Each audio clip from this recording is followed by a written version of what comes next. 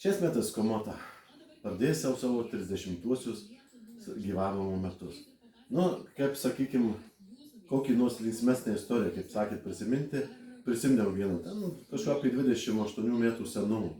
Vienas iki ten toks žmogus paprastas, ūkiškas, visą kitą, sako, ar jūs man šitam savaitgaliu negalėtumėt paskolinti kompiuterį?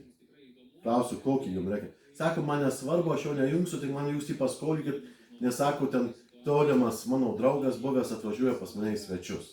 Nu ką, daviau pasirinkti vieną, kokį ten norėjau, pasidėjau visą kitą. Įdomiausias tas dalykas, kad kitą savaitgalį atėjo kitas žmogus. Sako, žinai, buvau pas vieną savo gerą draugą pažįstamą, tu jam pastatęs gerą kompiuterį, man reikėtų geresnio.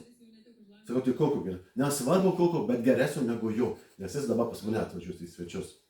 Nu, taip jeigu žiūrint iš tų įdomesnių kompiuterių šiai dienai, ką galėčiau pasiūlyti, ko dar gal kaimynas neturi.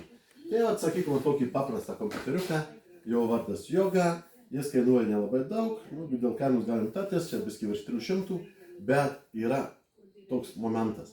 Galime jį naudoti kaip kompiuterį, arba galime naudoti kaip planšetę. Labai smagu kainą piešti. Labai mėgstamas vaikučių, kurie mėgsta atlikinėti įvairius darbus.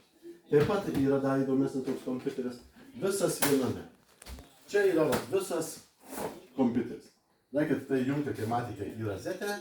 Toliau galim pasimti kamerą, galim ekranę spausdinti.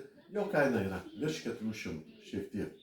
Bet tai yra greitas kompiuteris. Ir 5-9 kartos su Windows 11 ir visa programų paketą. Tad prie savo kaimynus galite pasididžiuoti tokiu arba tokiu. Tikiuosi, kad jūsų kaimynai tokių dar neturi. Ačiū, iki susitikimų.